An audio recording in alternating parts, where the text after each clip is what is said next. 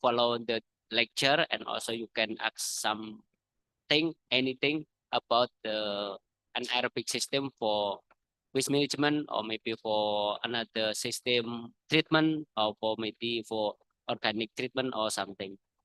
I will start this lecture, and I will give time for Miss Helena to give us a lecture, and hopefully you enjoy this. I think it is enough for us, and I will give time for Miss Helena to start the lecture. Thank you so much. Yeah. For this kind introduction. Thanks. Good morning to all of you. Thank you for being here. I hope you will enjoy the lecture, but above all, I hope to discuss with you at the end of the lecture. So please ask your questions. And also, I would like to thank Professor Povantu for inviting here for the second time. It's a real pleasure to be here in Semarang and to meet very nice people. So the topic of today will be anaerobic digestion of residues, either wastewater or solid residues. This is the program. First, I will make an introduction to this biological process, and then we will view the main feedstocks that can be used to produce biogas. We will see the mechanisms, and we will look at the biogas treatment and the use. And finally, I will show you some experiments that are carried out at laboratory scales. I show you the full-scale anaerobic digestion, and I will finish with few pictures. So, what is anaerobic digestion?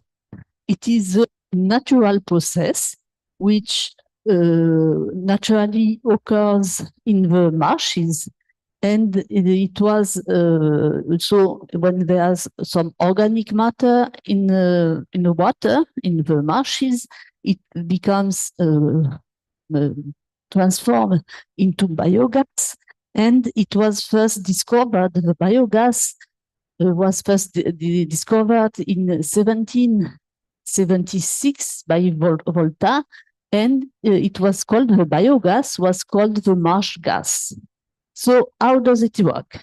You take any kind of organic matter, it can be sewage sludge, manure, agricultural residues, crops, or other lignocellulosic biomass, some urban solid waste, and also the industrial wastewater. So you put this organic matter in a reactor. The reactor should be closed, not to have some oxygen. And the microorganisms, which are generally complex consortia, will transform this organic matter into biogas, methane plus CO2. But generally, all the material is not transformed. Mainly, if there's some nitrogen and phosphorus inside, they will not be transformed.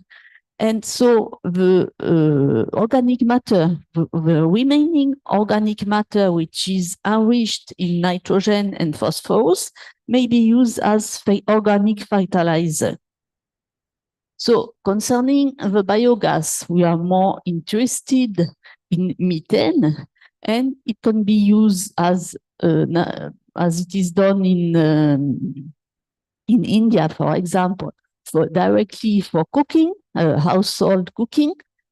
And also you can produce heat and electricity by cogeneration.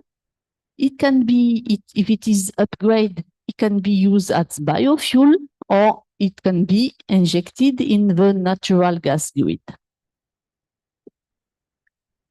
So the application of this process were firstly used for depollution. I mean, to remove carbon from wastewaters.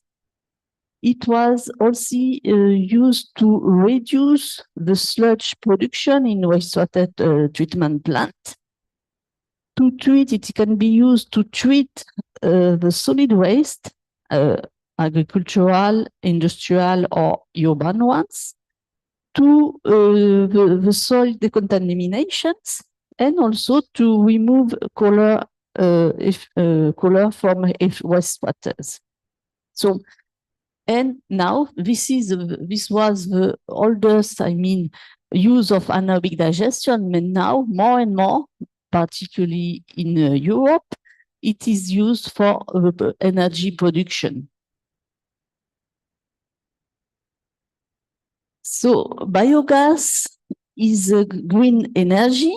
1 cubic meter of methane counts for more than 8,000 kilocalories, and it is equivalent to 1.15 liter of gasoline, 1.3 kilograms of charcoal, 0.94 cubic meter of natural gas, and the 9.7 kilowatt hour of electricity. So when used at pollution treatment process, we have to compare the anaerobic digestion, to the aerobic one, which is also widely used mainly for urban wastewater treatment. The difference in anaerobic, you have to provide some oxygen. So there's some energy for aeration, and for 1 kilogram of COD, carbon oxygen demand treated in the influent, you need 100 kilowatt hour. So what's happening in aerobic process? You are producing CO2, so you also lost some heat, and most of the organic material is converted into sludge with a yield of 30 to 60 kilogram for 100 kilogram of COD. And at the end, you have a treated effluent containing only 2 to 10% of the initial COD. So when you compare to anaerobic digestion, you don't need some aeration, but you need to heat the digester. Well, it depends on the country, and you will produce 35 cubic meter of methane, corresponding to 285 kilowatt hour. And the sludge the amount of sludge is significantly reduced compared to the aerobic processes, since you only have 5 kilograms of sludge for 100 kilograms of COD treated. But the main drawback, the effluent is the removal of COD is not as efficient as in anaerobic process, as at the end you 10 to 20% of COD remain in the wastewater. So what is often used, you can first start with anaerobic process and then finish with aerobic process to reduce the final COD. Also, as nitrogen and phosphorus can be removed in aerobic system, they are not transformed in anaerobic one. So for anaerobic digestion, here is the carbon balance, where if you consider the carbon, 100%, you have, for the anaerobic system below 10% remaining carbon pollution, 10% remaining sludge, 55% methane, and 25% CO2. In aerobic treatment, you will only have 5% remaining pollution, 45% of sludge, so they should have been managed after, and 50% of COD. This was for carbon.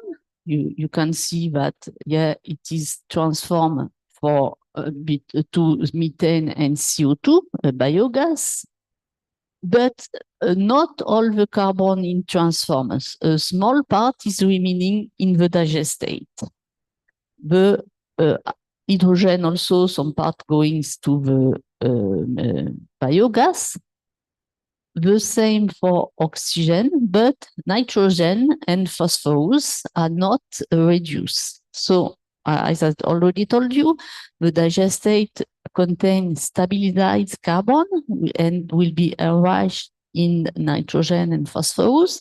And finally, it's a good organic fertilizer, which is particularly interesting for phosphorus because maybe you know that it's the resources of phosphorus are limited, and surely it will become a serious problem for the humanity.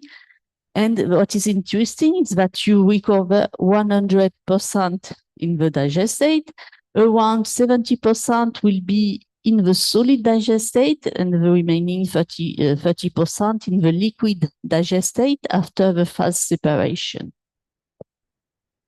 Concerning nitrogen, so if you start in your feedstock with some organic and mineral nitrogen, the mineral nitrogen will not be changed, but some organic nitrogen will be transformed in mineral nitrogen, NH4. So this is your digestate with the total amount of nitrogen remaining constant. And the transformation of the organic to mineral is due to the degradation of proteins. The carbon of proteins can go to biogas, but the nitrogen remain as ammonia.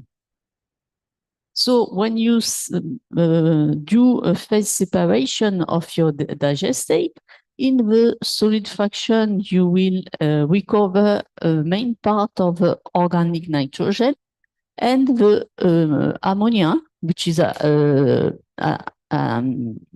cation, will remain in the liquid digestate. So you may use this liquid phase as a fertilizer to replace the industrial fertilizer. And also you should be aware that the industrial fertilizer need a high amount of energy to be produced. So now let's look at the main feedstocks for anaerobic digestion. And first off, little theory, and we will start with glucose. You can see here. And if you write the chemical reaction, you can see that the glucose can be converted, 1 mole of glucose converted in 3 mole of methane and 3 mole of CO2. So if you calculate, if you convert it in number in milliliter, considering that 1 mole is 22.4 liter, you end that you can have 375 milliliter of methane per gram of glucose. And what you see here, you produce the same number of mole of methane as the number of mole of CO2. So your biogas will be composed of 50% of methane and 50% of CO2. If now we want to calculate the yield towards the COD, you can to calculate the chemical oxygen demand of the glucose. You have to write the mineralization equation. So you take 1 mole of glucose, you need 6 mole of oxygen. to produce CO2 and H2O. So if you take 1 gram of COD, the oxygen which is consumed, you need 0.9 gram of glucose. And reported to the production we previously calculated, we ended at 1 gram of CO2 can produce 350 milliliter of methane, and milliliter is normal conditions. So you can remember that 1 gram of COD removed will produce 350 milliliter, and this is the maximum volume of methane that can be produced. We have seen that for the sugars, the yield per kilogram of volatile solids. Volatile solids correspond to the organic matter. If we do the same with proteins, we will have 0.5 higher yield, 0.5 cubic meter per kilogram of BS, and the concentration of methane of 71% in the biogas. For the lipid, they are the more energetic. So as when we eat them, they will produce the highest amount of energy, because when you calculate the kilogram of COD per kilogram of volatile solids, you have something more than 2. So at the end, you can produce up to 1 cubic meter of methane per kilogram of volatile solids. This is in theories, but you have to keep in mind that a percentage, we already around 5 to 10% of percentage of carbon will be also converted for the microorganism growth. The microorganism need to be fed. Well, this is the theory, and in reality, you will very rarely have some glucose or pure compounds in your feedstocks. So your feedstock will be composed of organic matter, which can be biodegradable or recalcitrant, some mineral water, and some water. So you will recover the water at the end. The recalcitrant organic matter will be also recovered in the digestate, and some as well as mineral matter, and the biodegradable matter will be converted in methane, CO2, some little amounts of water, but you can also have some H2S or hydrogen in your biogas. You will see it later. So the main feedstock for anaerobic digestion, they are wastewaters from food industry. So I think you have understood that we need organic matter for this kind of processes. So the food and biodegradable organic matter. So the food industry will provide very interesting wastewater. You have from the drinks or beverage, distillery, the juice, the dairy product, the potato processing, the sugar, the vegetable. So all the main part comes from food industry. You have also the fermentation industry that give good wastewaters, the starch, and also other with less lower share of pulp and paper, pharmaceutical, and chemical industry. You can also use solid residues. The the oldest substrate used for anaerobic digestion is a sewage sludge from wastewater treatment. You can use wet and dry animal manure, the organic municipal solid waste or food waste, the waste from food processes industry and slaughterhouse that means it is a waste for vegetables and animals. The food waste from restaurants, the asphalt, kitchen and garden waste, waste and byproducts from the forestry, but not the food, the residue from crops and some energy crops. Yeah, we have seen that the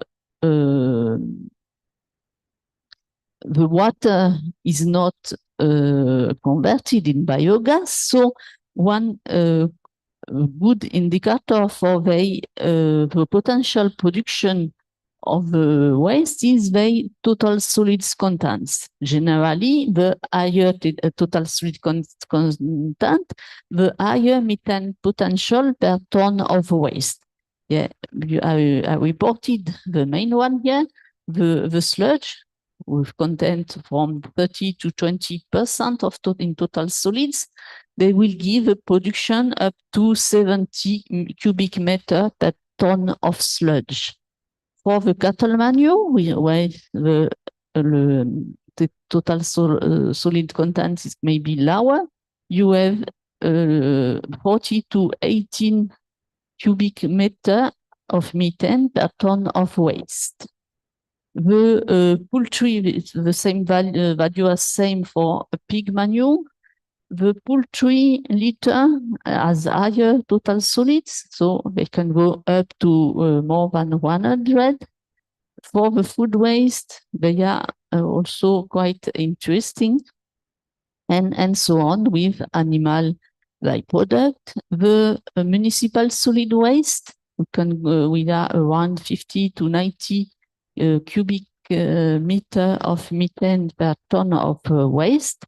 And the energy crops, which are a total solid content between 30 and 60%, and they will produce up to 120 cubic meter per ton of waste.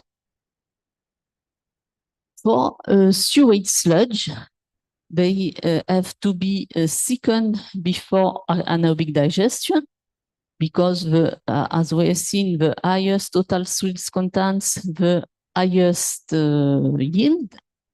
And we know that in the wastewater treatment sludge, you first have some settling, and you get the primary sludge, and after the water goes to the waste activated tank, where the organic matter is converted into CO2 and sludge.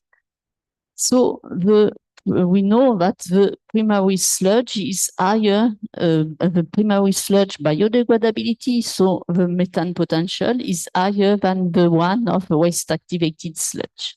And from the waste activated process, the pilot process will give higher methane potential than the extended aeration process, because in the extended aeration process, the sludge remain a long time in the activated tank, and they are already more or less stabilized.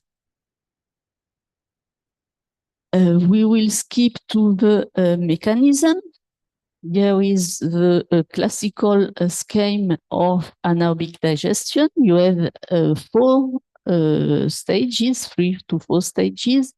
The first one is hydrolysis, and which consists of hydrolyzing macromolecules and polymer into monomer, which are soluble. So it is mainly exocellular enzyme which do this degradation. Then the monomer flow acetogenesis, where they are transformed into organic acid and alcohols.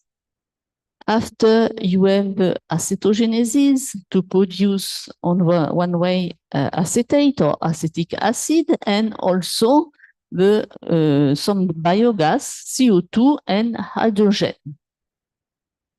So and finally, through methanogenesis, you produce methane and CO2 from acetate, or also the mixture of CO2 and hydrogen will give some methane.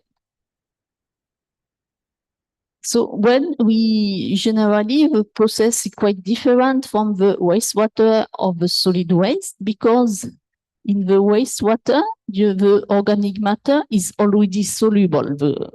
You don't have suspended particle. So you have two main steps: the acidogenesis to produce CO2 from the organic material, chemical oxygen demand. You will produce VFA. VFA means volatile fatty acids. They have small organic acids and CO2. And this reaction is quite fast. And the second, you have the methanogenesis, thus to produce methane and CO2 from VFA. And this reaction is slow. So if you, as the first reaction is faster than the second one, you can have some accumulation of VFA, which will reduce the pH and inhibit the methanogenesis. So some inhibition may be due to overload of your reactor. For the solid residues, you need the hydrolysis. So because your the organic matter is complex and solid, and this hydrolysis is generally slow. Again, you will have your acetoacidogenesis and the methanogenesis, which also slow. So either the reaction will be limited either by hydrolysis or by the methanogenesis. There's, since more or less 20 years, a model has been developed from the group of IWA, International Water Association, and it takes it can allow to understand more what's happening in this system. So the first, you have complex or particulate weight, and you need to, in order to model, to characterize it, in order to separate, to understand the composition into inert particulate, soluble particulate, and also, when it is solubilized, carbohydrates, proteins, and lipids. So during the hydrolysis, the carbohydrates will give some monosaccharides, the protein amino acids, and the lipid long-chain fatty acids. After, you have your acidogenesis to produce acetate, propionate, valerate, butyrate, and hydrogen. You can also have some conversion of between acetate and hydrogen from amino acid. And you have to model, if you want a good model, you have to model all these steps from each kind of organic matter. And finally, you have methanogenesis from acetate. It is named acetoclastic, or from hydrogen, it is hydrogenotic methanogenesis. This is the main biological reaction, but for each kind of reaction, you have some polymer microorganism stain, and they are in the classical reactor, they go, but they also death, they die, and they decay. So this microorganism can be used as feedstock for the anaerobic digestion. This is why we have a recyclable bucket. And this was the biological processes. You have also some physicochemical ones with some transfer from liquid gas transfer. The biology, the pH will be important. So this is quite a complex model, but it is available on different software. So how does it work? It needs some particular conditions. You have to generally regulate the temperature, either in mesophilic range from 30 to 37 degrees, thermophilics in 50 to 55. The pH should be around neutrality. This is because of the methanogens, which are very sensible to pH and that require neutral pH.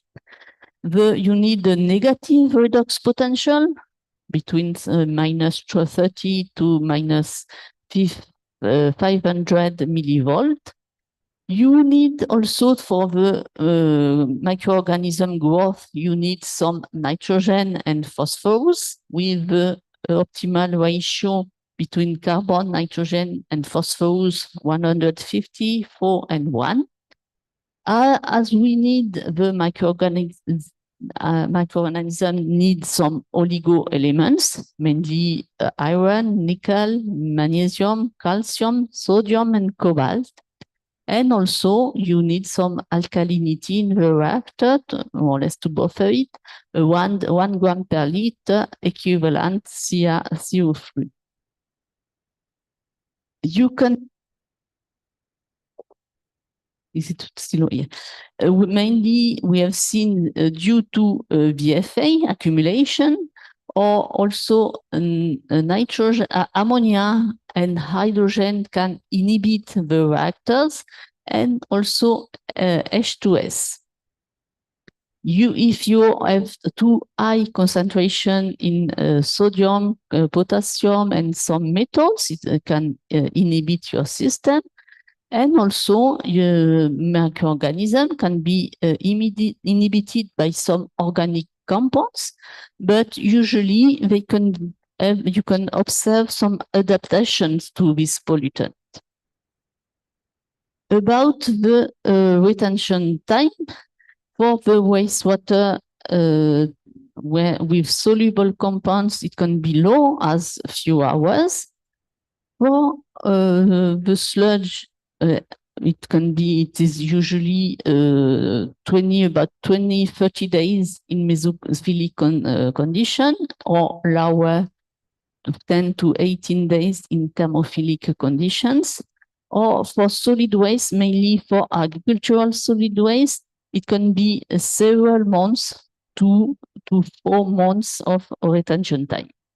So that means that you will have very big reactors and so high investment cost.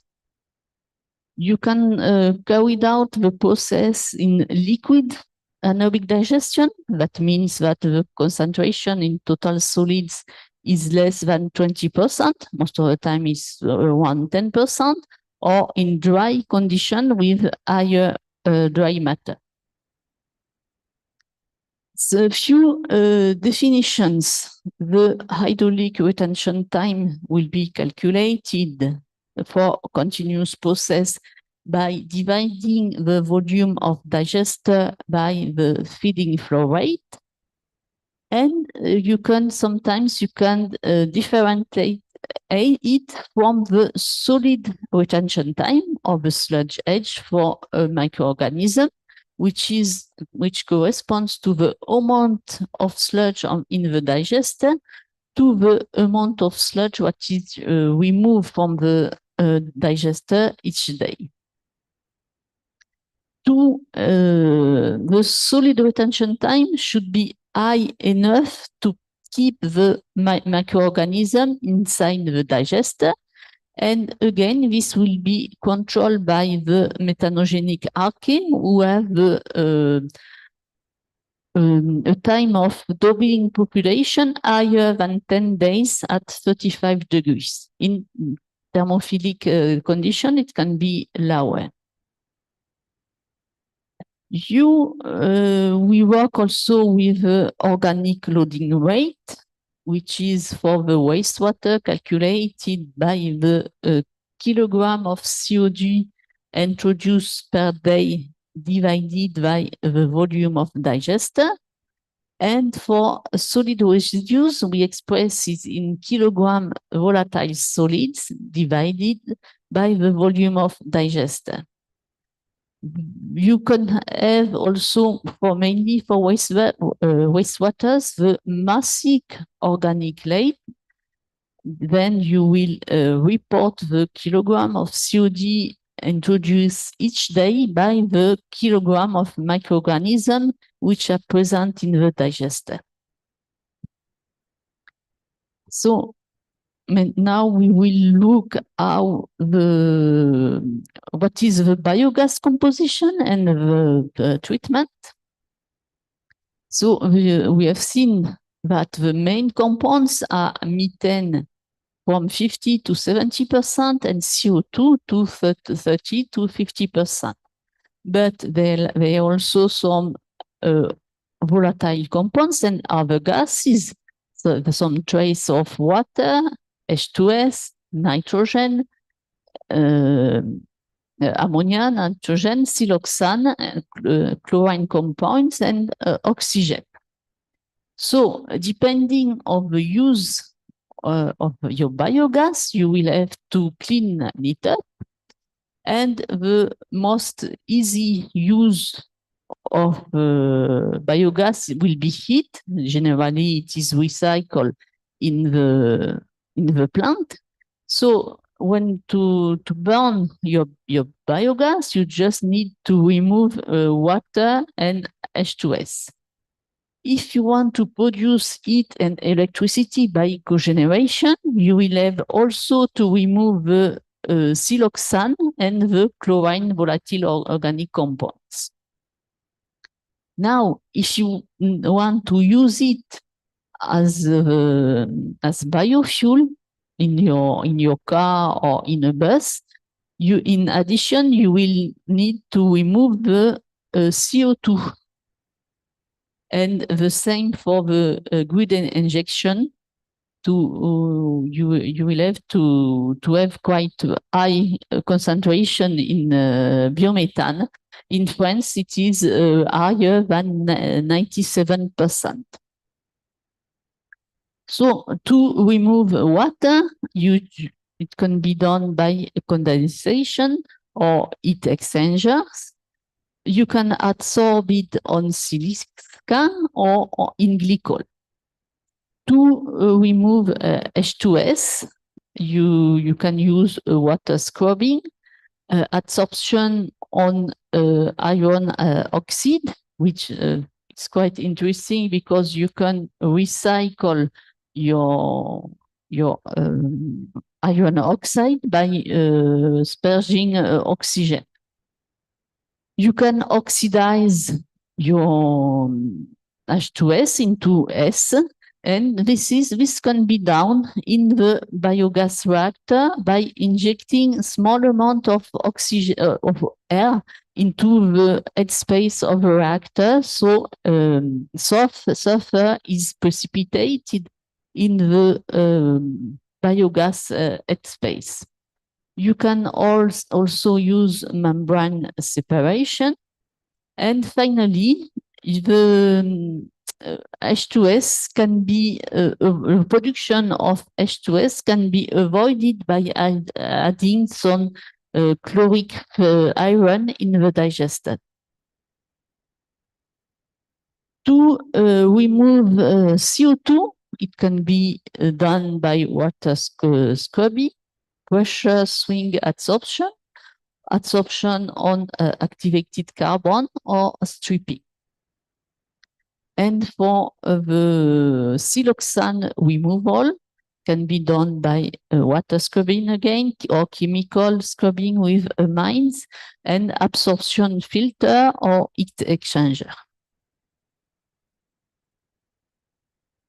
Yeah, now we will see how we carried out some anaerobic digestion test at the laboratory scale. And I will start with the most common test, the biomethane potential test, BMP. So with this test, we put the condition as favorable as possible to favor anaerobic digestion.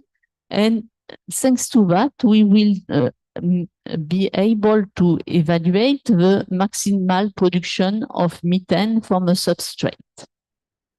So you will need an inoculant. It is a sludge outlet of anaerobic digester. You put the substrate to degrade into this bottle. Generally, if it is very easily biodegradable, you put 0.5 gram COD per gram of organic matter of inoculant. Or for solid waste, you can go up to 1 gram of organic matter per gram of inoculant. So you will use a buffer to set the pH around neutrality, and you add nitrogen, phosphorus, and microelements. So once you have put everything in your bottle, you will remove oxygen by most of the time nitrogen bubbling.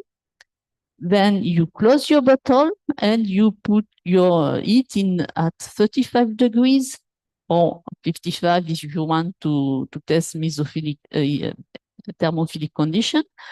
You can check on the checking table or another way, and you will let as long as you need to reach your maximum production. At the end, you will be able to calculate the biodegradability of the substrate if you have your input in COD terms. So the biodegradability will be the produced volume in milliliter methane per gram of COD you put in the bottle, divided by the theoretical methane yield of 350 milliliter methane per gram of COD. How do you do that? So we have prepared our bottle. They are in at 35 degrees, and from time to time, at the beginning quite often, you will measure the methane production. So first you will have to measure the volume. The simplest one is to do it in by water displacement. You can take a graduated cylinder, you fill it of water at pH 2 to avoid the CO2 dissolution. So you reverse your cylinder and you inject your gas into this cylinder. You can also use a flow meter, or you can measure it by pressure variation and calculate the volume thanks to the perfect gas law. You will also need to measure the composition of your biogas, methane, CO2. You can check oxygen, nitrogen, oxygen also, and H2S. And most of the time to do that, you use gas chromatography. Sometimes it exists some sensor using infrared methods. Another way, if you don't have gas chromatography, you can absorb the CO2 in soda solution. So at the end, you will only have the methane, and then you can measure its volume. This is some kind of system, automatic system are sold to do that. It is from bioprocess control. In this example, you have 15 bottles in parallel. So the outlet of the gas goes to the biogas, to the CO2 absorption in soda solution. And then the outlet of these bottles go to some cells to measure the production. Well, this system, it is from a Sweden company, and if I remember well, the cost is it's more than 20,000 euros. So, and at the end, you will have this such curve, which represents cumulated methane production. This is what we have opened from a bottle containing the sample and inoculum. But you know that the inoculum itself can also produce some methane, as the dead microorganism can be converted into methane. So when you do a BMP series, you always make a cold control containing only the inoculum, and you follow the methane production of inoculum. What you do after, you will remove this methane production from the results of all your other bottles to have the methane produced by the sample itself. And after, to express your results, you will divide the methane production of the sample by the amount of the sample you put in your bottle. So you can use the amount of organic matter or the total solids.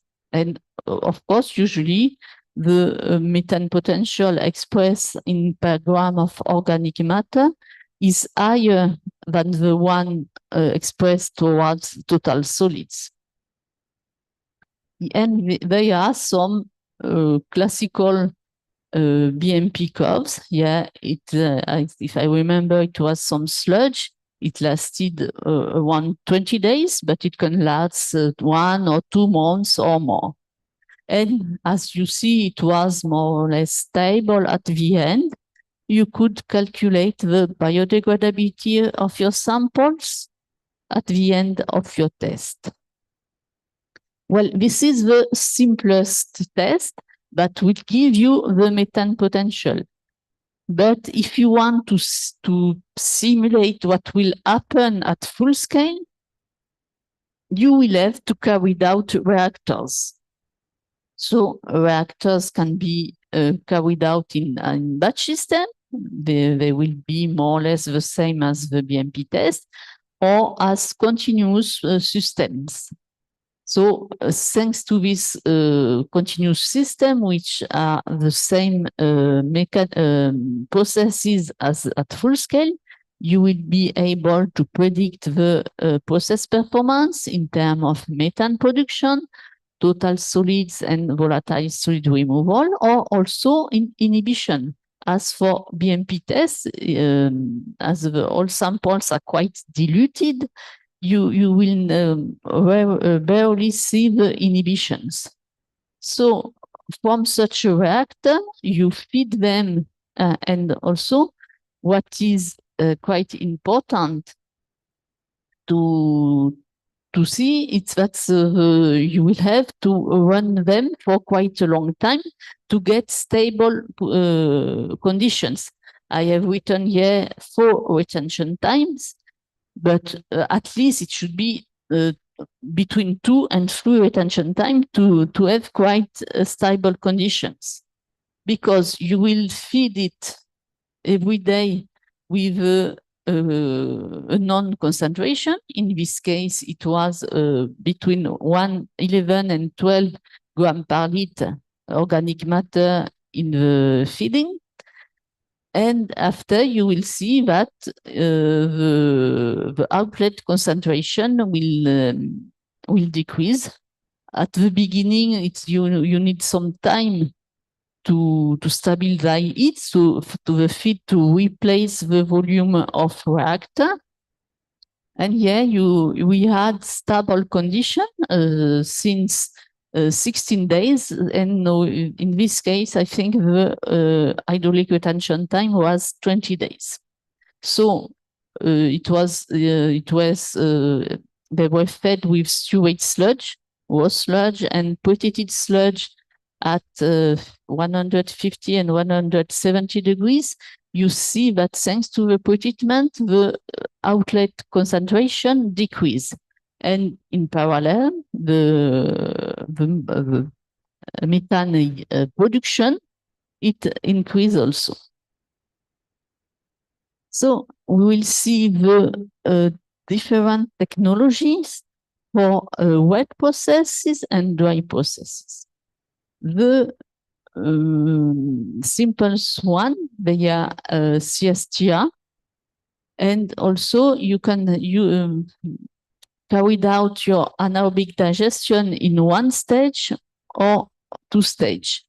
In one stage, everything, the 4 stage of anaerobic digester occurs in the same reactor. It is the more frequent, more used configuration, and it requires the lowest investment. And in the 2 stage, you separate the hydrolysis and acidogenesis from the methanogenesis. Thanks to that, you can carry out your acidogenesis at acidic pH and with a lower hydraulic retention time. And in your second stage, you use neutral pH. And also you can use some attached biomass reactors to have higher loading rate. 2-stage processes are generally more stable than the 1 stage, and they also be applied, they are more fitted to solid waste. But of course, they require more investment. So for waste processes, we have different reactors for wastewater. The first one works with 3 bacteria. So they are the mixed reactor, the CSTR or contact reactor. We will show it after. And with fixed bacteria, you can retain the bacteria in the reactor in the form of granules or on supports that can be static or moving, or you can also retain the bacteria by membranes. So this is the very most simple reactor process. It's not a reactor, it's just a lagoon. And what you need is to cover it. The second one, very famous in chemistry and other, the CSTR, continuous stir tank reactor. So you can control the growth rate thanks to the dilution rate, which is equal to 1 divided by the hydraulic retention time. And this dilution rate should be lower than the growth rate. And as the growth rate of one methanogenic archaea is 0.1 day, the minimum hydraulic retention time should be 10 days. So this is the case of the sludge digester. They can be either cylindric or egg-shaped digester. The mixing into the reactor is assured either by mechanical mixing or by biogas recirculation. The classical cylindric reactors have a height of up around 10 meters and a diameter up to 40 meters. And the advantage of egg shape is that they provide a better mixing. The material due to the size, is usually concrete. To retain the some microorganism in the reactor, you can use contact process, but you just put some settling at the outlet of the reactor in order to separate the microorganism and inject them the amount of you want to re-inject into the reactor. This will be useful for wastewater. As we have seen, they require only few hours of hydraulic retention time. So this is very interesting to make a difference between the solid and the hydraulic retention time. In weight processes, you also have reactors with compartments. So you can see the inlet of a reactor, and the effluent go from one to other reactor, producing some gas at each compartment. For the USB upflow anaerobic sludge blanket is very common because it allows to retain the sludge inside the reactor thanks to their ability to produce granules. Once they are in the form of granules, they settle easily, and it can be easy to separate the liquid at the top of the reactor from the sludge. So when you withdraw your effluent, you don't remove the microorganism. And it is very used for wastewater treatment. You can use reactors with immobilized biomass. No, it's again the USB reactors, and you can see some picture of the granules where you have some microorganism, and at the heart of the granules you get mineralized material. So thanks to that, you can have quite a high organic rate, up to 25 kilograms COD per cubic meter and per day. The retention time can be lower than 2 days. So the settling of the granule is quite high when you stop the agitation. They have high biomass density. The height of the reactor can be around 4 to 6 meters, and this is the velocity of your effluent.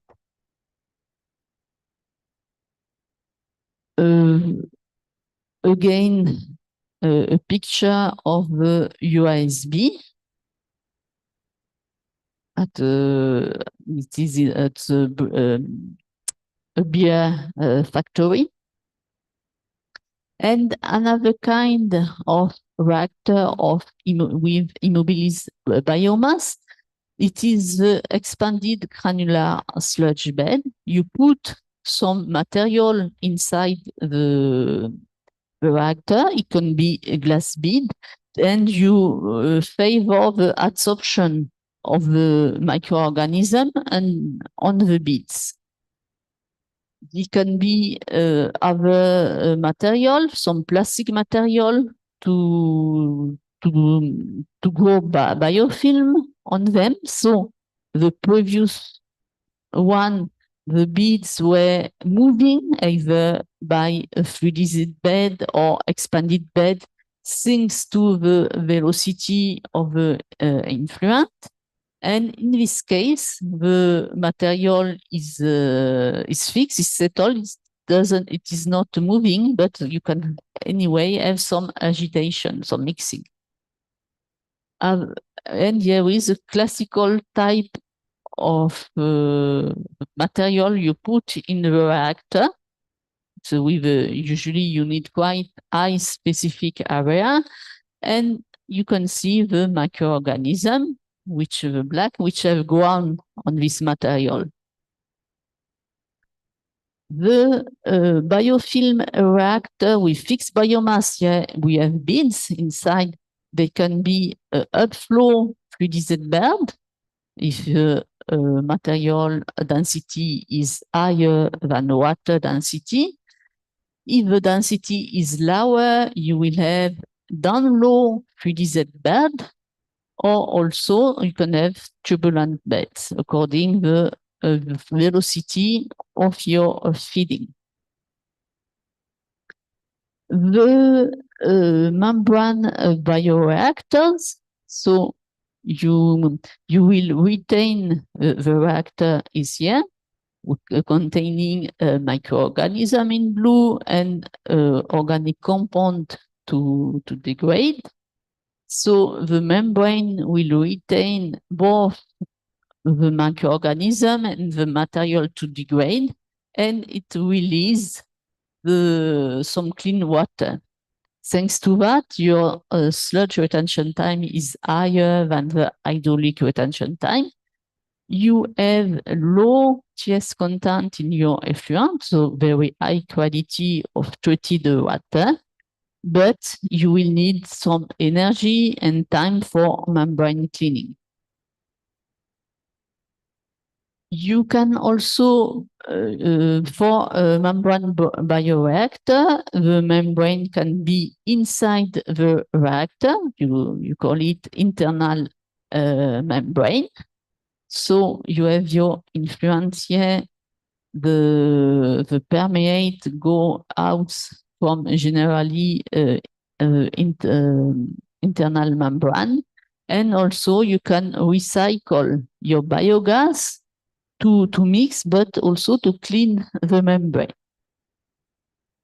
You can also have external membrane, which is outside the bioreactor.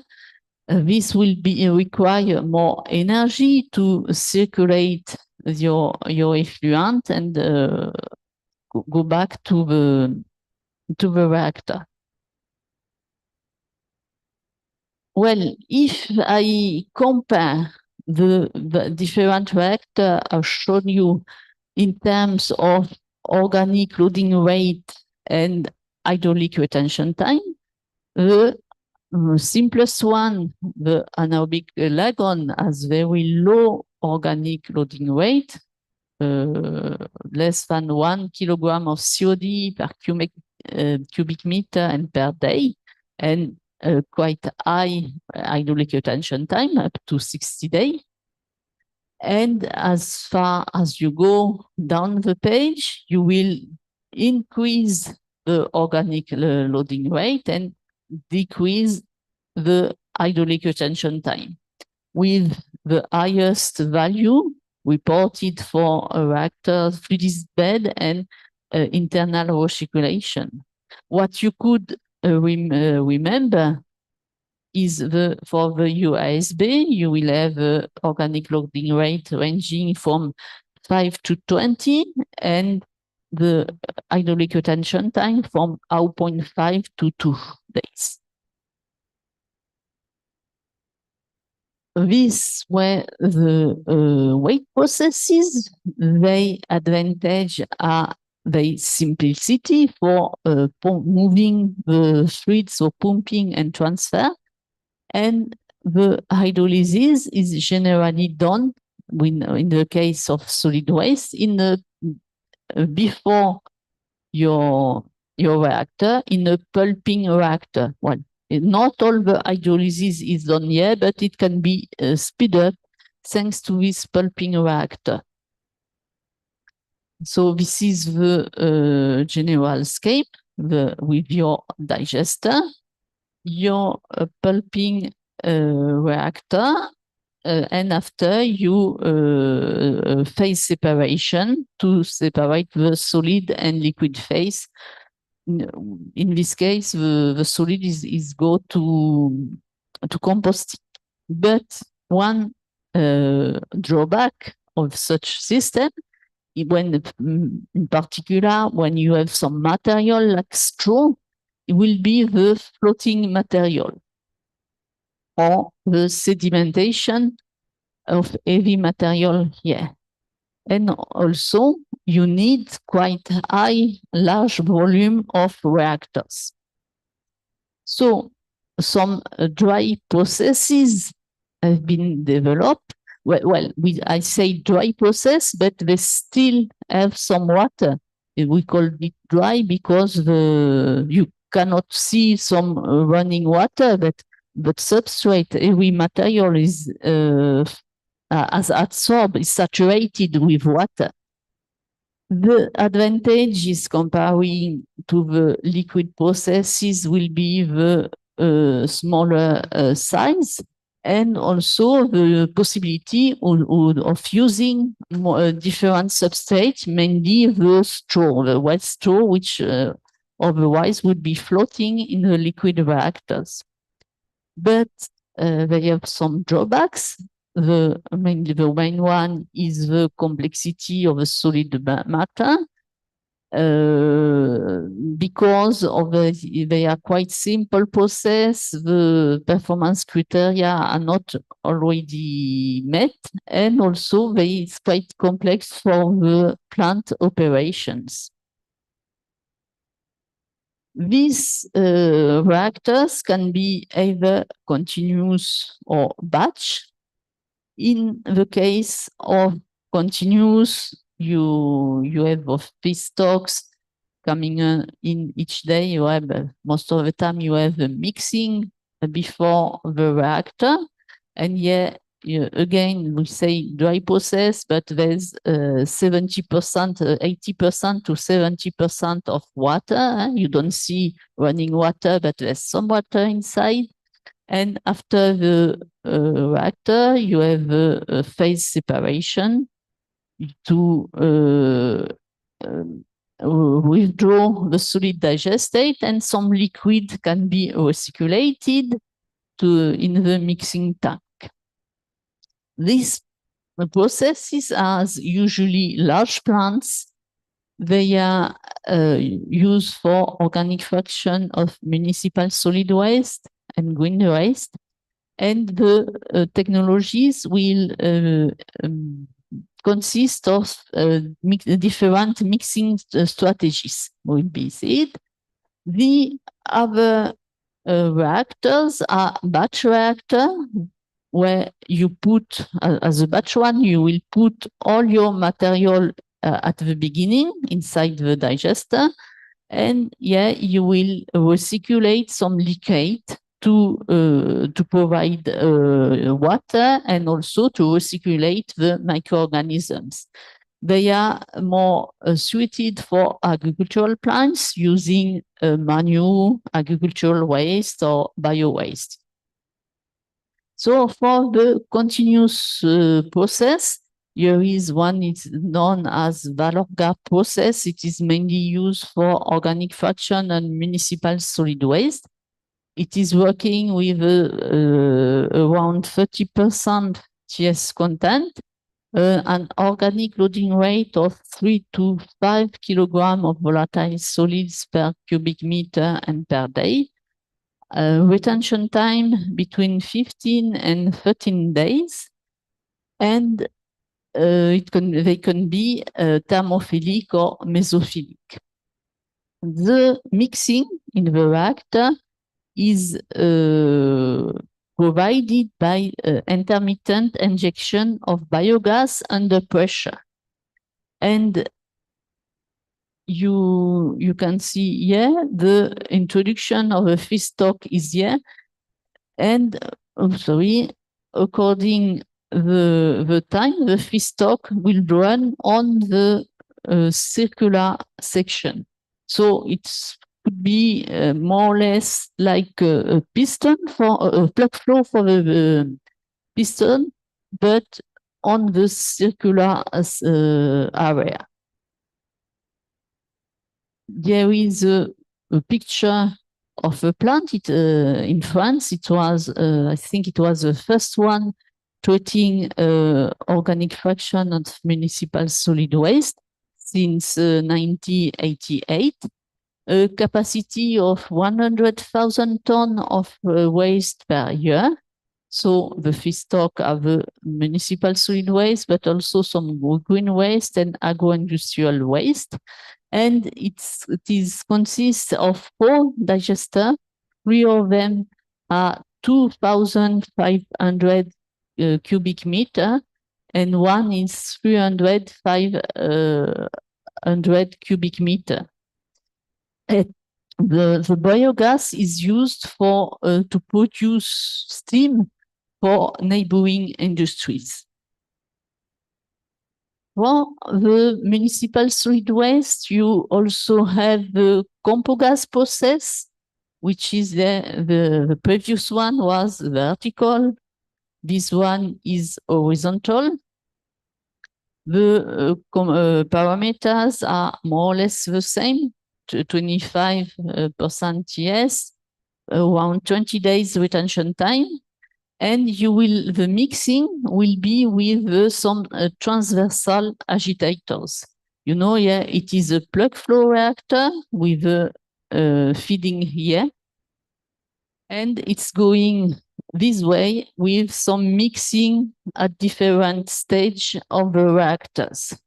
At the end, you have a separation phase to recover water toward the input of the reactor.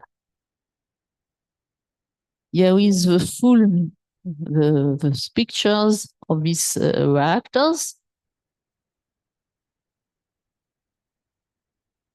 Another example is Montpellier. It's a town in the south of France. It's treating 170 tons of municipal solid waste per year and 33,000 tons of bio-waste. It allows to produce 14 millions of cubic meter of biogas, which yields to 29 megawatt hour of electricity. So here is the picture of the plant. It's quite complex. The reactors are here, and also it is combined by some sorting and composting of the digestate. Another process is the Dranko process, which is the mixing is obtained thanks to the recirculation of the digestate with fresh feedstock. So you have the mixer, the waste, new waste are coming here. You have the digestate, yeah, recirculation, which is mixed with the waste, and they go to the digestion. Again, retention time between 15 to 30 days, organic loading rate 10 to 20, and concentration between 20 and 50% of total solids. For the batch processes, the beacon is from Germany. You can see you have some garage, or yes, we call it cells garage or boxes, like a car garage. And you, with a tractor, you will put your manure inside.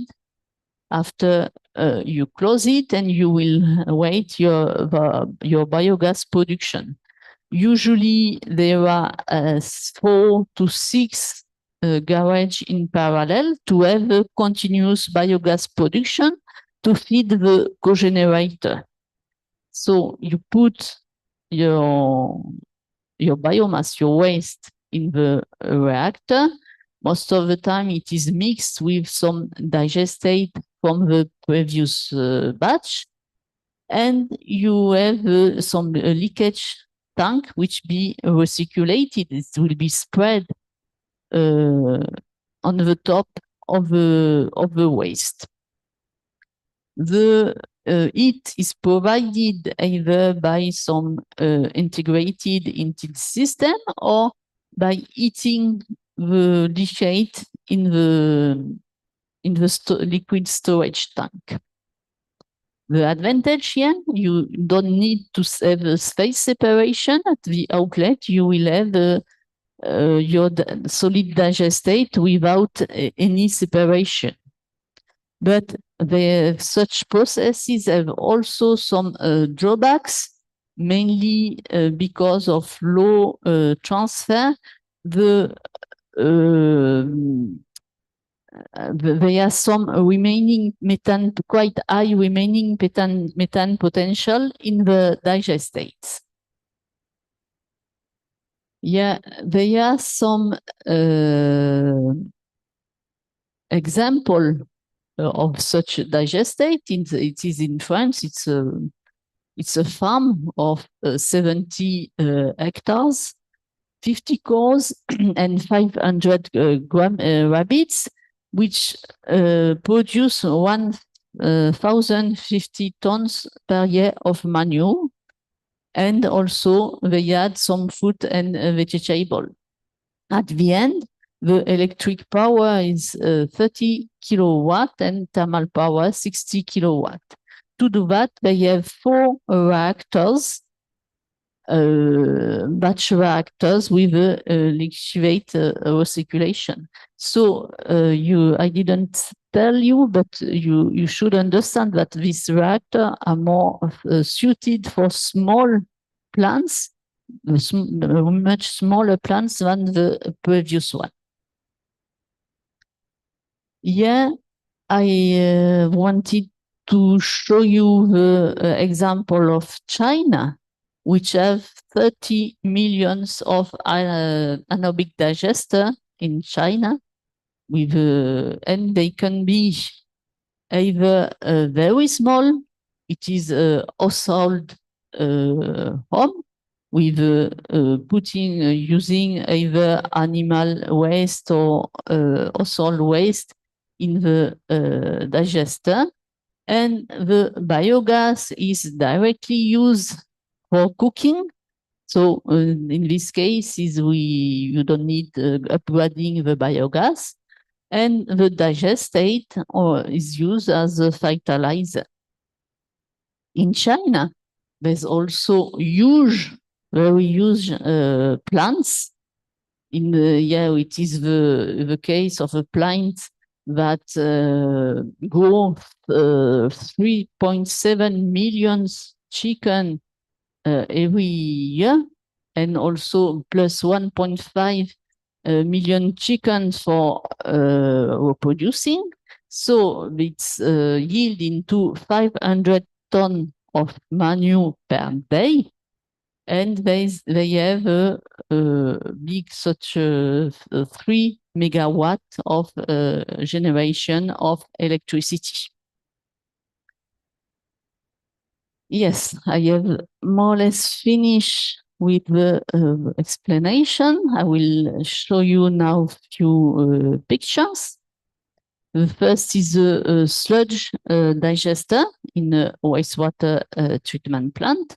You can see you have a cylindrical digester. This is in Switzerland. They are also egg-shaped digester for sludge. The anaerobic digestion of municipal solid waste. Though I think I showed it in it's a Valorga plant. Another municipal solid waste in Barcelona, in Spain. For example, they treat 240 tons of waste per year in 4 digester of 4,500 cubic meter. The total solid of the waste is 42% and 58% of organic solid, a retention time of 25 days, a biogas production of a biogas yield of 114 cubic meter per ton of the feedstock, and an electricity production of 4 megawatt electric. There are some picture of farm biogas plant. This is a CSTR. Another smaller ones also, oh sorry, they are also CSTR. This is in Sweden, in Lund. In Germany, it's a Dronco, the Dranco, the one I have shown you for municipal solid waste. Yeah, the feedstock are energy crops.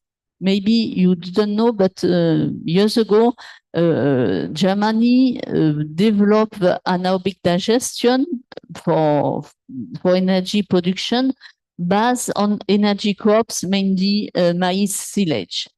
Now there are some debates in Europe about the competition between with food and feed agriculture. So we have decided to limit these energy crops, and mainly in France we have replaced it, or we use more catch crop or cover crops for the digestates.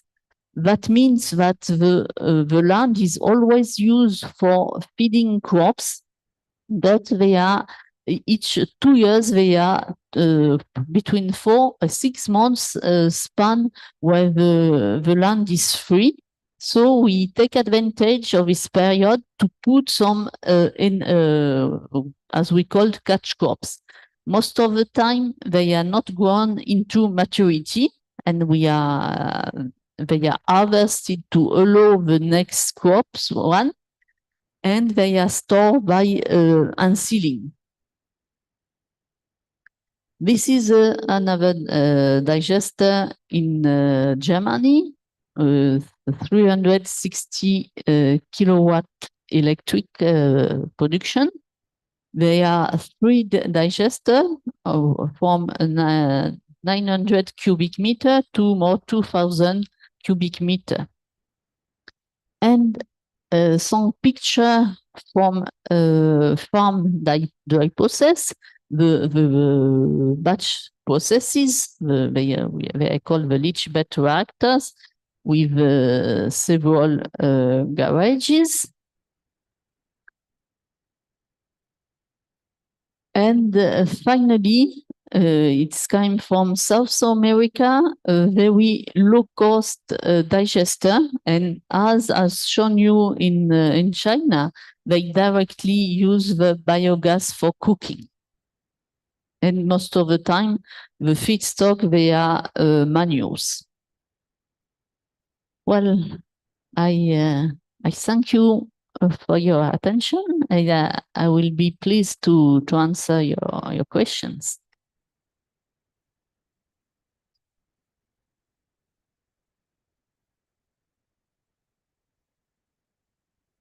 Okay.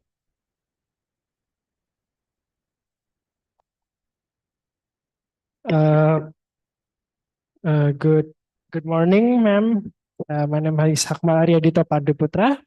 First of all, the discussion is very eye-opening to me. But for my question is, can anaerobic treatment be used directly on like contaminated organic waste, such as like pesticide treated crops byproducts? Or is there any additional process? Does it need to scrap it off, whether it is integrated or not? Yeah, if I'm not sure to have get actually a question, you are speaking of contaminated by pesticide crops? No. Yes, like with. So the question will be: is the contaminant will inhibit anaerobic digestion or not? I mean, for like if like you're trying to try to use like such as like energy crops like that, but if it whether like it is like being treated with pesticides such as like that, does it can be used directly, like can be like being put it into the process straight away, or does it like need a process to scrap it off? Well, I guess there will not be a problem if the concentration is low. Generally, the concentration is very low. Oh, So they will be able to go.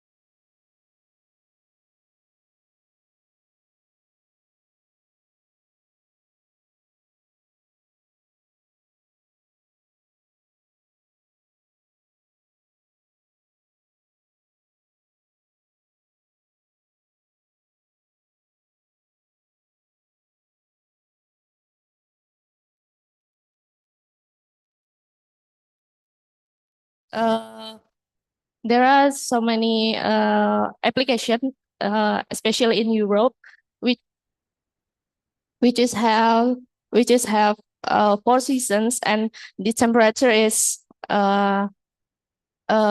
maybe very low. How how the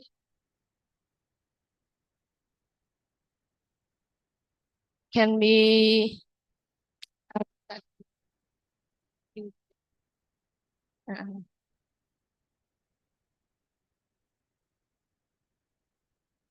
uh,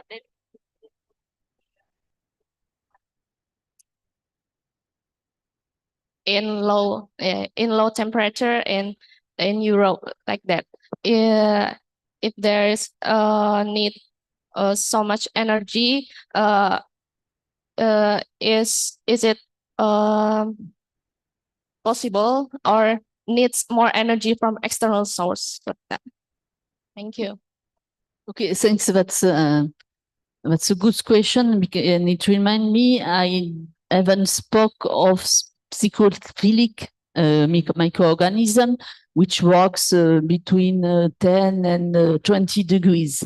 And this reactors is from Latin America. I don't remember where exactly, but it works in psychophilic conditions. So the retention time is very long, maybe several months. And also it can work when it's with the low temperature as 5 degrees. So it is possible the yield kinetics will be much lower, but you can do it. Yeah. But in Europe, we do not use that because there are many regulations about yield and things like that.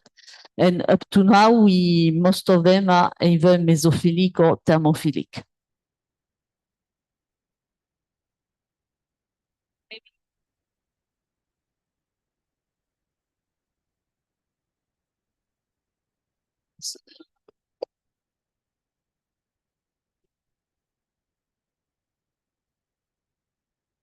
Yeah.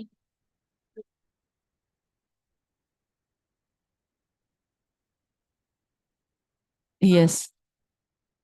Mhm. Yes, in France, but maybe the reason is because the digester are built by big industry. They are controls. They put many investments on it, and usually we prefer keeping the temperature. But as in this example, we know it can work without control of energy. Yes, another point is that in countries like such as Brazil, where the temperature is quite high all year long, they can't run UASB for urban wastewater without producing any heat. Yes, it's clear. Thank you. Welcome.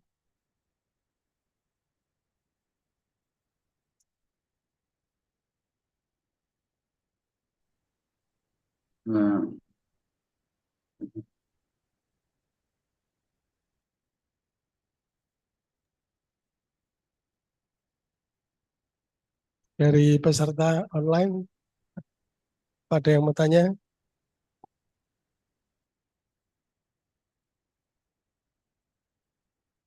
Halo,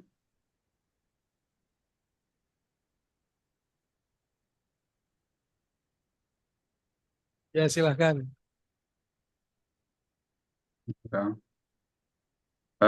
halo.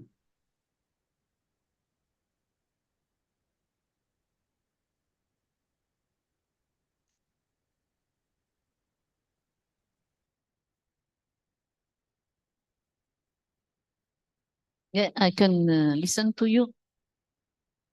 Yeah, okay. Thank you for chance. So, my name is Musad Usman, international student in Undip University, Master of Environment Science. So, my question, so, that's a very comprehensive or good lecture for today because environment, so it also to prevent Personally, I damage, waste, cannot hear. I don't know if someone can hear. Maybe you could write your question in the chat.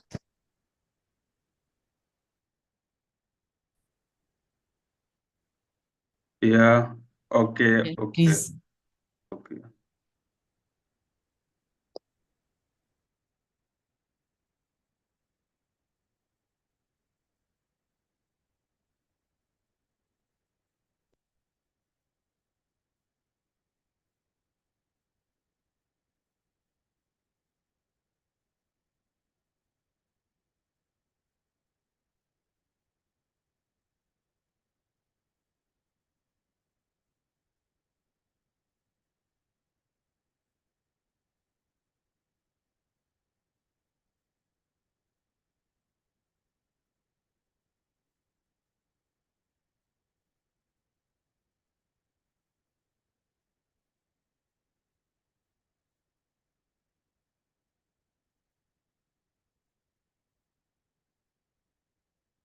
Halo, gimana pertanyaannya?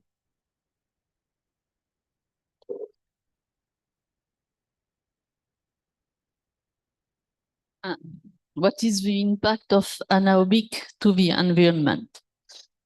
Well, I would say beneficial to treat the waste, because if you don't treat it in by anaerobic digestion, most of the time they lay on the soil without any treatment, so they naturally produce CO2, which will increase the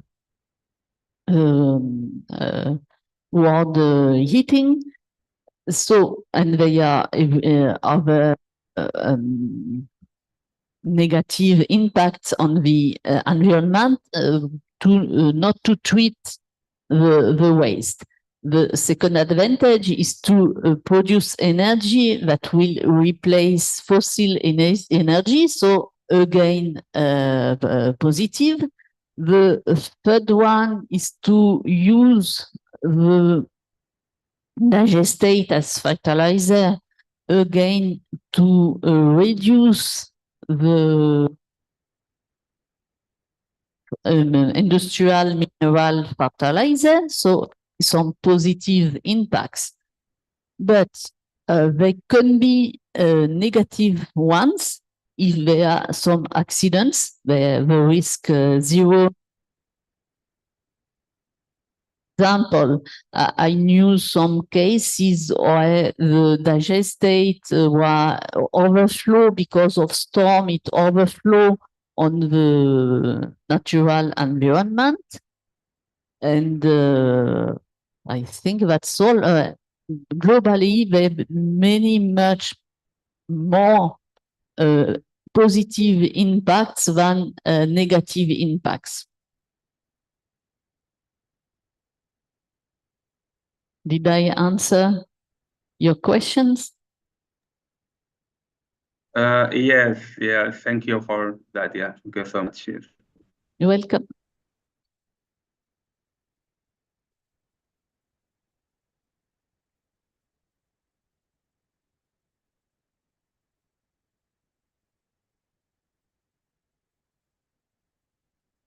Another question?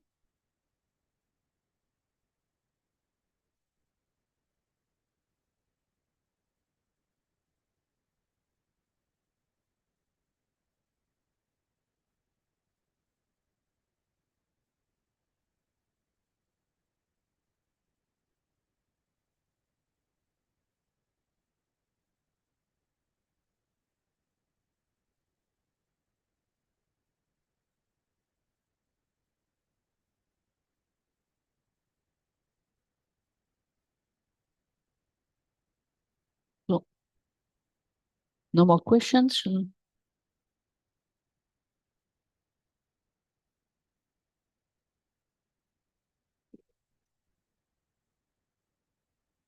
Okay. Ibu Helena, I have a question. This is maybe more management about the system. Can you explain with to us about how the policy, especially government policy or program from the government to utilize the system, especially in city or in region in Europe? Thank you. Sure, this is a very important point, because everything is based on that. First, the laws, if there's some law saying you have to treat your waste, you will so to treat them.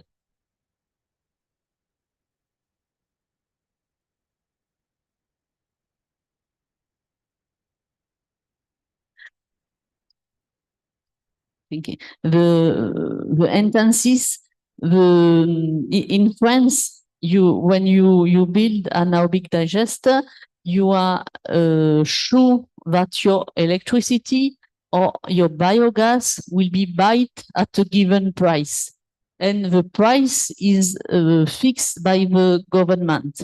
So thanks to that, it allowed to develop. And also what is, as we wanted to develop green energy, to be less dependent on oil, at one moment and until now, the renewable electricity was bought by the government at a price higher than the price it is sold. So it is it is interesting to do that. So the economical aspect is very important, and I think it allowed to develop that. We had some helps according the buying price or electricity or biomethane, and also there have been some subventions to build the plants. It may be 10 or 20% of the plant.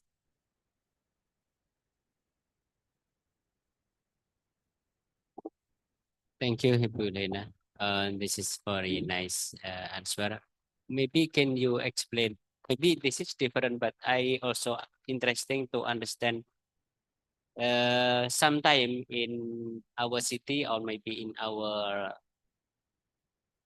university, we have some small green waste like from tree down, maybe in city or in some area in city, maybe in our area, but sometimes we difficult to treat because this is maybe not so polluted, but for aesthetica or something that it is not so good if the volume is very big. Maybe you have some experience or something that we can treat green waste in our daily life so that maybe we can try to utilize this. We make a compost or something that maybe is also useful by using some technology that maybe you understand. Yeah, maybe. Well, I guess it would work in anaerobic digestion, but the problem will be collecting. How will you collect it?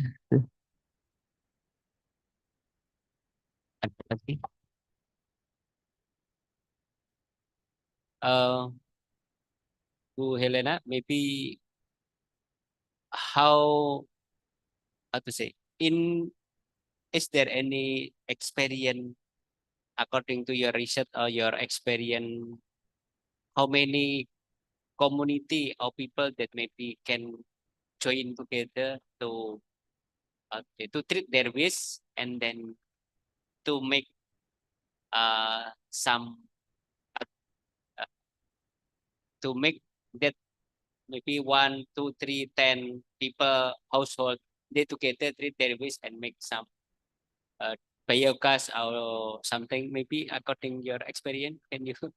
Thank you. Yeah, I took the example of India or China or the last picture I show. It can be at the farm, but it will be most easier in countryside. In town, it would be difficult to imagine that. So, and maybe to have the biogas, as the biogas is directly linked to the kitchen for cooking, this would be the limiting point, because if the farm are too far, it would not be possible. It would be interesting also well, I have it's difficult to imagine it in a city area, because you have some waste, food waste, it would be work, but where you put your plant, how you use your biogas after, it can be quite difficult. In France now we have a collective, but for compost. It's the collection which is centralized in towns, and after we take it into big plants.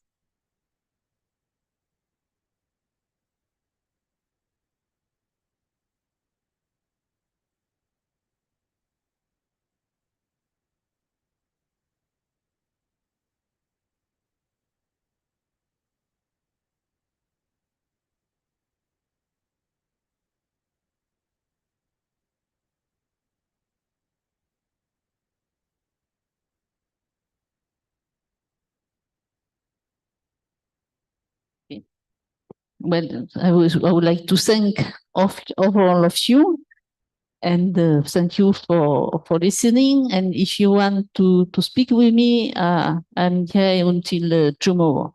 Thank you. I think we are very interesting, Bu Helena, with your topic, because this is very common with us. Actually, maybe some students still have some, because we are going to, how to say, final examination. Maybe some student, teacher, me, and also some colleague, maybe they have some daily activity, especially for their work. So maybe if the interesting, I hope that you can communication with us according by Facebook or something. Yeah, sure. Pak Mariono. Go, Ibu. Sorry, I was late because I had an exam before. Yeah, so I saw this. It's very interesting, and it is in South America, right? This is in South America. Yeah, yeah. In Indonesia, we have been trying to apply this kind of technology in the villages. As I am concerned, what I know is in Semarang, this area, but not in the downtown, but in the upper one. And they have, like, the villagers have cows, yeah, but not many. Like in one house, usually only 2 or 3 cows. And then some houses, they have the common digester, yeah, biodigester like this. But so far, the success of the application is not promising.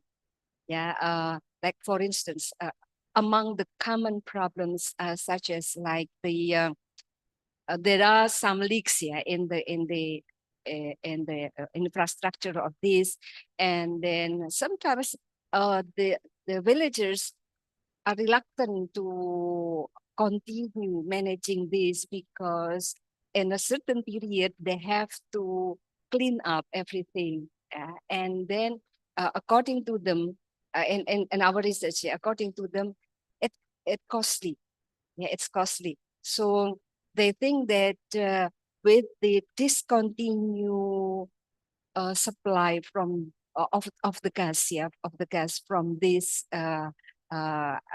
treatment, yeah, and it doesn't comply. It doesn't what is it? It doesn't comply with the benefit that they get. Yeah. So that's what they think. They have to in their in their mind, they have to work hard in managing these many activities that they have to do, and they have also, it is costly, but the benefit that they get is not that promising because the supply of gas from this device is not promising. So how about the because I'm late, yeah, how about the cases in South America? Is it promising? Well, I met the guy who is constructing these digesters, and he was happy with that. Actually, before this material, he had another one where they had helix and things like that. So he changed for this, which is more thick and solid, and he said to mix the digester. Kids go and jump on the digester, and up to now the oldest one is 7 years old without any problems. So, and what's happening also, it is fed with co-manure, as the solids remain on the below, and what is extracted is only liquid. So one day they should empty it, but it has worked for 7 years without problem, and I think people are happy with that. And what is said, the cost is around maybe 5,000 or 6,000 euros. It's quite the plants we have in Europe is more 10 million euros.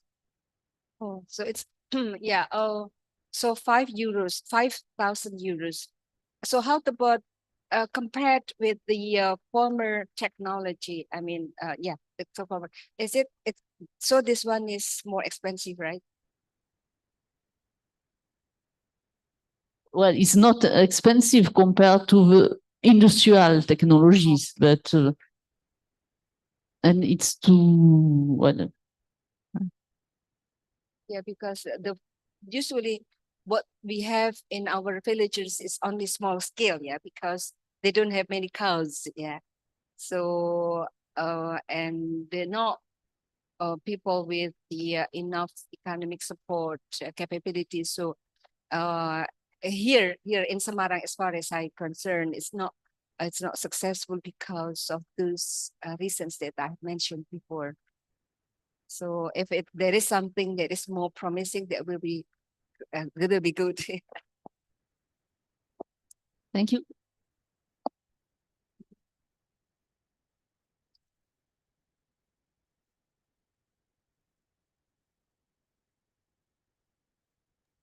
Ya, terima kasih sekali. Pak Thank you, Mariono, Ibu Helena. izin, Pak. This is the second time that you give me lecture, and actually your topic is very interesting. Hopefully we can keep in touch, and maybe we have some a small experience. Small model in Undip especially. Hopefully this program, Magister Environmental Science, will try to do a little green waste, especially that I already say before. I don't know, we try to make a compost, or sometime maybe we make some system by using some technology or something, but we imagine that we can treat our domestic waste, especially in Diponegoro University, by ourselves, step by step. And hopefully, Ibu Helena can advise, give some, give some direction according to your experience and your advantage. And hopefully we can do as soon as possible for this. Ya, saya rasa demikian. Terima kasih anak-anak. Mbak Elin yang mendampinginya nanti disampaikan ke Bu Helena. Tapi kita dari program Magister Ilmu Lingkungan, khususnya Segrinde dan mungkin juga Prokor di Green Tech ya, akan mencoba untuk mensimulasi sistem pengelolaan sampah internal kita, Mbak. Yang dulu saya juga pernah cerita ke kamu itu kan. Ya mungkin tidak sekarang sih ya, tapi mungkin step by step ini juga anak-anak Bappenas juga sudah membuat di satu desa gitu. Dan nanti juga kita akan di internal kita, apakah nanti sistem composting atau apa berdasarkan dari ya. There's a question in the chat. Yeah. There's a new question in the chat. Oh yeah. Yeah, sorry. Yeah. Oh, good. Yeah. Okay. Yeah, the question. The question is, in anaerobic wastewater treatment, what is the best practice for managing methane gas? Is there any specific technology that can be applied to reduce the composition of methane, considering that methane gas responsible for around 30% of rise in global temperature since the Industrial Revolution, based on International Energy Agency? So there's only one technology, is to use it, to burn it. So when you use it, you transform it in CO2, and you take advantage of the energy released. So for sure, if the waste are not managed, they are let in the soil, they can produce methane and release it, this is absolutely negative. But when it is done in anaerobic digester, usually you use your gas and you don't release as it. So, the treating the waste can be beneficial for that. And only burning it, even if you don't want to use it, you have to burn it. Thank you for this good question and nice answer. Ada lagi mungkin Bapak Ibu? Ya, kalau tidak ada, thank you Bu Helena. It is very nice meeting and nice lecture. Hopefully we can running the lecture again, maybe the future time as soon as possible. Thank you so much Bu Helena. Thank to you.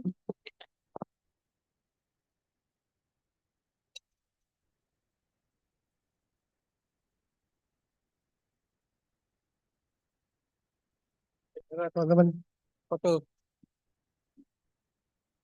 Silakan teman-teman kita foto. Satu dulu. Nanti 2 kali foto ya. Satunya.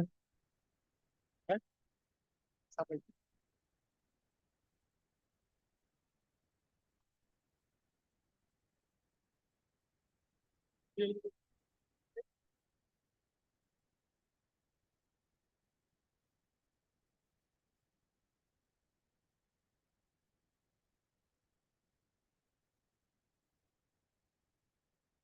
Pas.